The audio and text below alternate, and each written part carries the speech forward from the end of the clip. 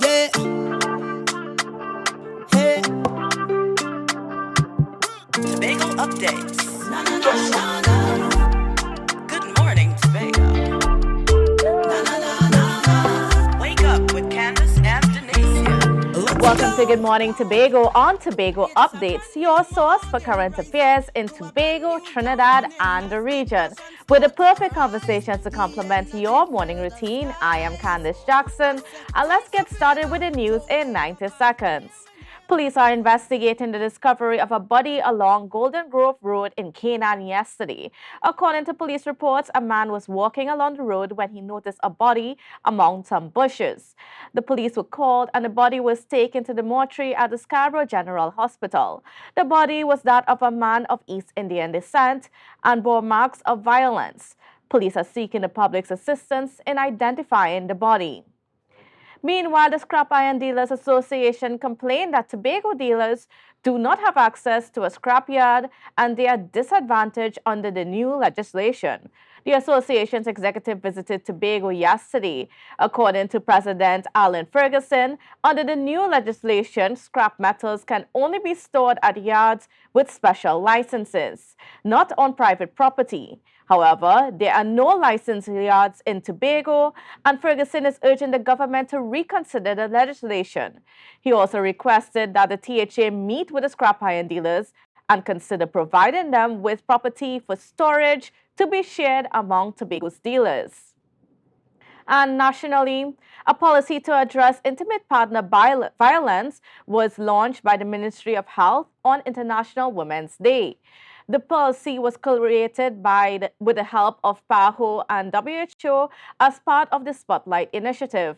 The National Clinical and Policy Guidelines on Intimate Partner Violence and Sexual Violence in Trinidad and Tobago aim to eliminate violence against women and girls.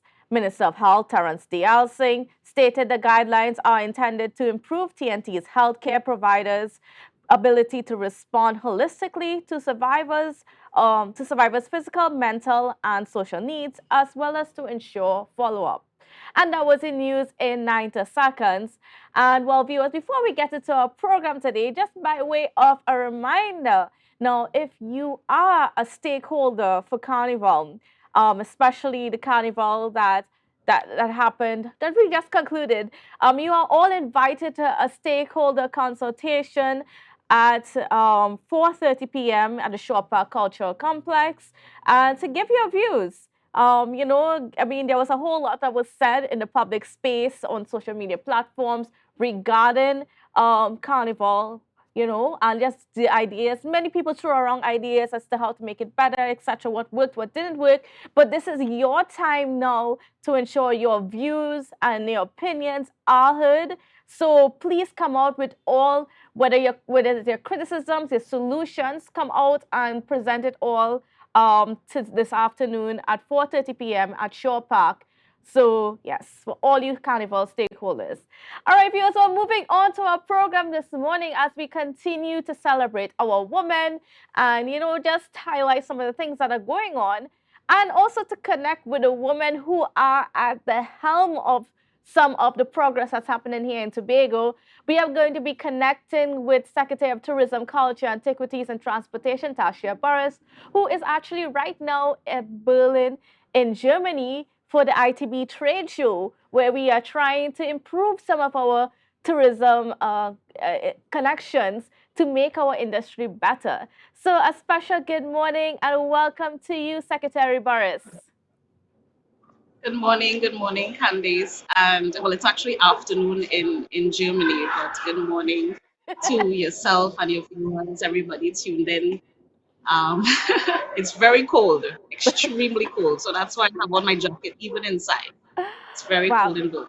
Well, hopefully you'll be home soon and you could get some good Tobago warm up. Yes, something Tobago food. That's what I'm missing. Awesome. Well, you are actually on the last day of the trade show right now at ITB. So first of all, can you give us an idea of just how was the last few days? How did it go? Was it a positive or a negative experience? Well, I would tell you that Tobago coming back out and being able to showcase at ITB after COVID, I think it's a milestone in and of itself. The fact that we were the last of the blocks in terms of being able to open our international borders to flights and to cruise. ITB is an opportunity for Tobago to place itself front and center in the hearts and minds of the tour operators who are in the German region, the Scandinavian region once again. The last couple of days have been very grueling, I must say, because we actually kind of landed and went straight into conversations the day that we arrived, and the very next day was the first day. We've been having a lot of meetings, even on this last day, where some of the buzz has died down in terms of the back and forth of persons visiting, because most persons visited that first day and yesterday.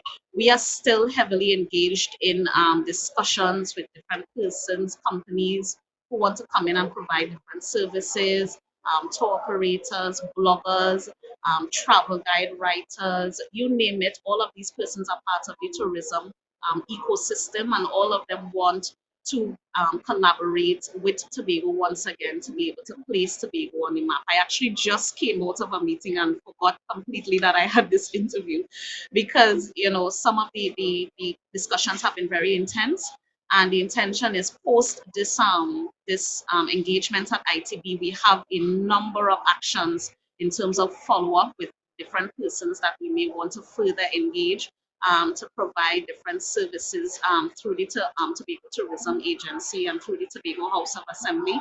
But I must say it has been a very rewarding experience, certainly very eye-opening in terms of some of the feedback that we have gotten from our tour operators in the German space, and the things that we can do to help us improve our product post-COVID. Now, has there been any concrete partnerships, arrangements, anything that is like finalized, that was finalized, and that would help improve our product here in Tobago? Okay, so in terms of finalization, you don't have a lot of finalization taking place at the ITB. These are actually first stage talks in most instances, or continuation of conversations that started in Tobago and are continuing in person. So that's why all the follow-up actions are very critical, because we have actually begun to earmark out of the conversations that we have had some more that we're going to pursue that would lead to some final decisions being taken to go forward. So those conversations again span different areas, things like airlift, providing consultancy services, digitalization, introducing Tobago on different platforms utilized by more tour operators, getting us back into travel guides, and encouraging travel guide writers and magazine writers to now come and visit Tobago and create content on Tobago that they will now distribute through their channels as well. So ITB is really the marketplace or the meeting place for all of those discussions to begin and take place. So that part of what we have to build out now is a strategy for the German market. So now that we recognize where Tobago fits in the grand scheme of things and how the German market sees us, we are now able to craft our marketing strategy for the German market. And we can now understand the sectors that we have to target. We now have to understand the places that Tobago has to show up, whether with respect to our digital content or where we may have to show up physically, because the conversations are not just taking place online, but some of these, we have a culture, there's a culture in Germany where in certain regions, they still continue the heavy usage of travel agents. So persons will go to travel agencies and book their travel. Whereas during COVID, a lot of the travel agencies in the rest of the world closed down because a lot of persons started to do their business online and started to book vacations online. We have discovered that in Germany, people still use travel agencies. So it would mean that Tobago now has to reestablish its presence in terms of retraining these travel agents to now sell Tobago as a destination, retraining to operators, and basically updating them on what has been taking place in terms of improvements to our infrastructure, additional products that have come on stream, additional hotel operations that have started since COVID, and what plans are in train. So that crafting of that German strategy will now take place post ITB for us to now launch out in a huge way in time for some actions that have to happen during winter of this year, because that's peak travel period for the German market, winter of this year and into summer and winter of next year. Now, is there anything from your conversations throughout the last few days that came out to you, or anything that stood out to you that perhaps Tobago needs to do differently? Anything that needs to change about the product that we offer to German visitors? Right. So one thing I discovered in conversation with one of business partners yesterday is that Germans really love their breakfast. What we've discovered in Tobago, or what takes place in Tobago, is that we have a lot of accommodation providers who do not provide breakfast. So that if you're targeting the German market, that's one of the things that they distinctly look for. They want to book properties that have that breakfast included as part of the package. I mean, Germans, they said, wants to get out and see the culture, to immerse themselves in a destination. So they don't need an all-inclusive. So they don't need you to provide lunch. They don't need you to provide dinner, because they'll go out and spend their money. They go to restaurants and that kind of thing. But they're really very, very, very serious about their breakfast. So that's one of the things that persons who are in the accommodation sector, if you want to attract German tourists in particular, then your packages have to include breakfast, because that is what they would look for first and foremost. It's surprisingly, in all of the conversations that I've had, nobody mentioned that one of the challenges that they face in Tobago is customer service, and I'm heartened that I've not heard that as one of the challenges coming out. So it means that something is happening right in terms of us getting that interaction between guests and whoever's working in the sectors, wherever that touch point is, whether it be the hotel, the airport, a reef tour, the restaurant, the bar, the taxi driver. Generally, what Germans have been saying is that Tobagonians are very friendly, they're very warm. You know, when they come to the island, they feel welcome, they feel safe, they feel taken care of. So I'm happy to hear that. And, you know, even tourists from Sweden and the Scandinavian region have said that they have very fond memories of Tobago. And I think that is something that we have to begin to play on in a very real way in terms of our marketing. We have to remind them of why they fell in love in Tobago in the first place. And once we are able to fix the situation with respect to how do they get here, because that has been a huge challenge in terms of airlift. We are now getting a deeper understanding of what is taking place in the world with respect to the management of the airline industry, and why we may continue to have challenges in the short to medium term. But we are working assiduously, I think, to see if we can solve some of those challenges, whether it be to get direct airlift in, whether it is we're working with other airline partners like Caribbean Airlines to see how we can provide that connectivity between the different hubs in the region to Tobago. But one of the things that our stakeholders have to take note of is the different nuances between visitors. So UK visitors really like nature, and they like anything close to the natural elements that a country has to offer. German tourists, they love their breakfast, they like to get out, they like to experience culture themselves. The Swedish tourists, they're not into big hotels apparently. They're into more intimate accommodations, Airbnbs, bed and breakfast type accommodations, small guest houses, and they are largely loners. They will go hiking, you know, they will go on a beach and sit down. So they don't need that whole all-inclusive type model. The beauty is that Tobago, I think, really sells or lends itself well as a destination to these types of tourists who are not looking for mass market, because we are displaying among some of the giants in the region. Right next door to us is the Dominican Republic, and they have this whole liquid crystal display built out in their booth, where you actually see these images of the beautiful white sand beaches and the big hotels. A little way away from us is Sandals, Jamaica, who's co-branded with Sandals. And a lot of the destinations are selling their mass market tourism product. But what Tobago has is this very niche, very concentrated, very authentic, very particular type of product that will attract a particular type of tourist. And I think that is one of the ways that we can continue to differentiate ourselves. And we always have to maintain those quality service standards. We always have to maintain that authentic touch as Tobagonians, which we have become known for, and which the German and Swedish tourists have really appreciated over the years, having visited the destination. And, you know, one of the things that has to happen, certainly from the stakeholder end, is to close the business, because the government is doing its part, the tourism agency is doing its part in terms of coming out and selling Tobago as a destination. We're trying very hard to solve some of the challenges to get people into the island. But these tour operators operate in a global business sense, where they're not, it's not a cash system. So I think at the local level, people are used to a cash system where people come to the establishment, pay to stay, and then they leave and you collect your money immediately at the counter. These tour operators sell packages and they collect all the money for the package that they sell, and then they send you your money within a 30-day or 60-day period. And a lot of accommodation providers don't want to come on board to sign contracts with our tour operators because they still operate in that cash system. And in order for Tobago to compete, we have to, yes, keep our local things that are working for us, but we also have to act global and to understand that this is how the rest of the world works. There are some businesses that will still have to operate in the cash system, and that's fine. But if we want to get the bulk of the tourist dollars and the bulk of the forest coming in, and the bulk of the tourists who know to book through travel agencies and they buy their packages that way, then it means that we will have to kind of evolve our business models to be able to come in line with what our global standards currently. Ms. Burris, I want to also tackle just as the issue that came about. This is in regards to the contingent that's there with you at ITB. And for the listening public, they are wondering, what qualifies somebody to be part of the contingent, whether they pay their way, whether they not pay their way. I just want to clear Right. that issue up.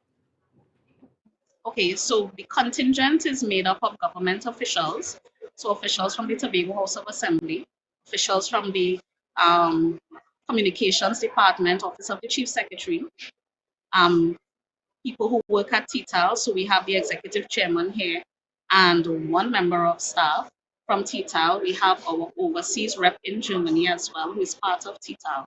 And then we have our stakeholders who pay their costs to come and be at ITB. So we have stakeholders from the hotel sector, from the tour operators sector. For example, we have Mount Irving Bay Hotel here, we have Tropicus here, we have Comfort Suites here, we have Ted Greg from Ted Greg Tours.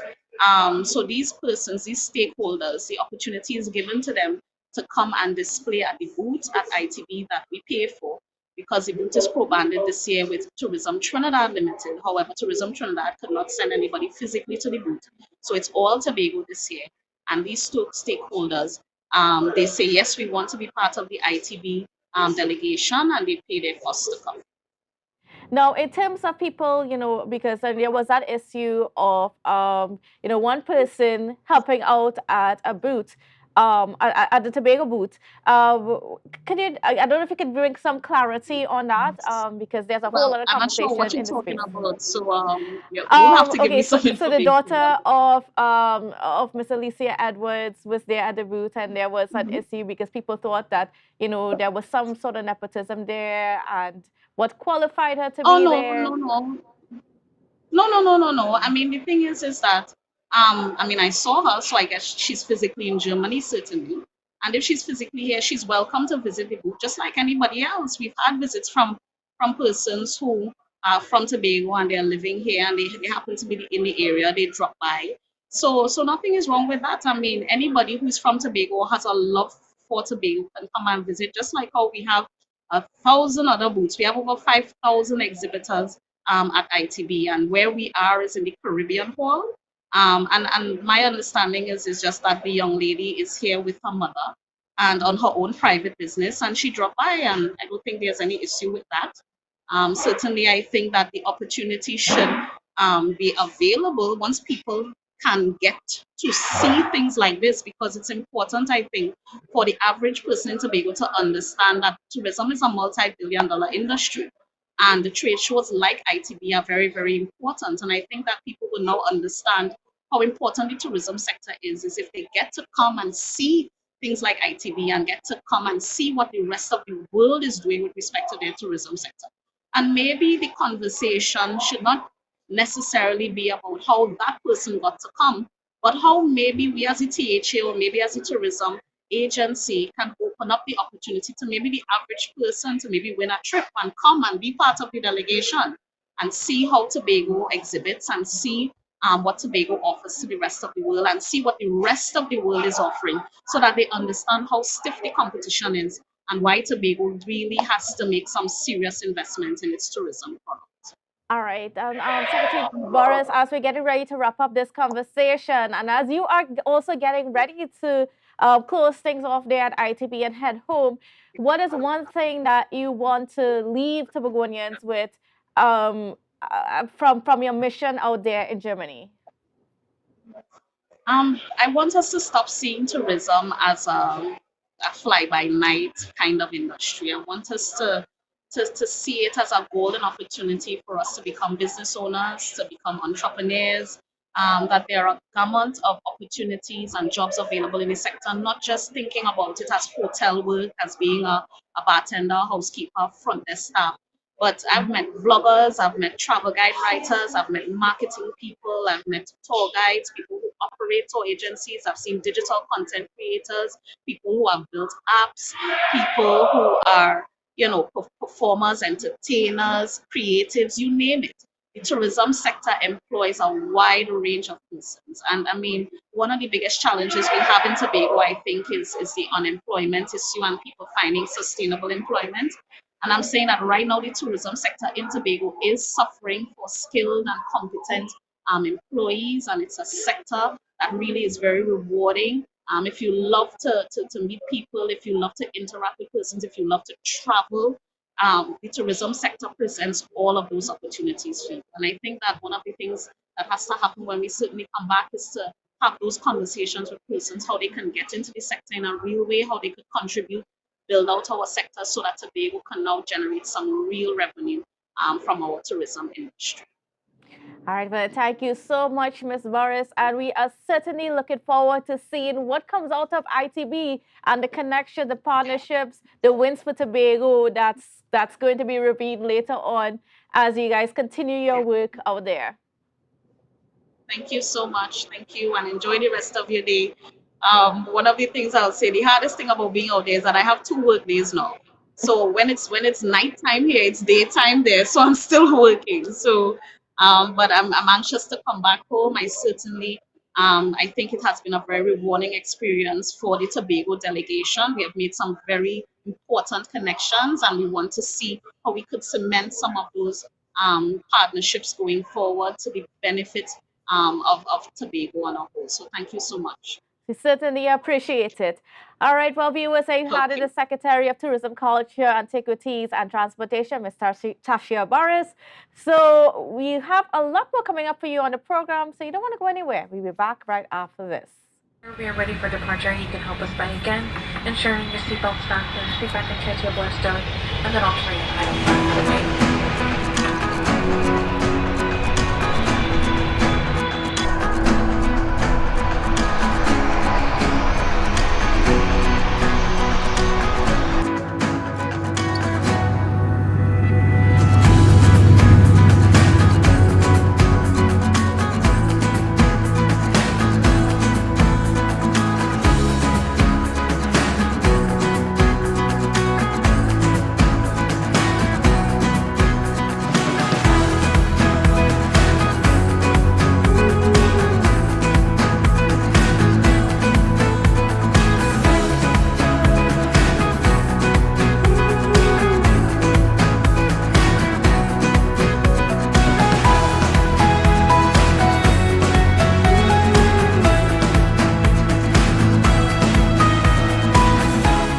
Very, very busy. We have only just now stopped. It's very good. The excitement is there. Things are coming back. It's great after COVID to be at ITB and to see the positivity that's around this hall. Those meetings are going well.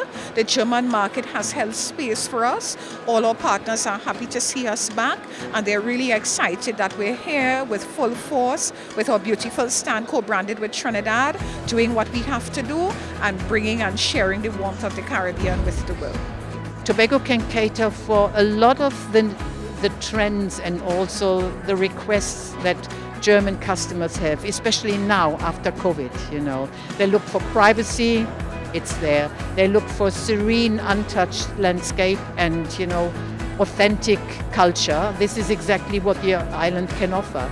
It's a very nice, remote, secluded location that not everybody has heard of. So if they travel there, they can tell their friends that they have been to a place not everybody has been to yet.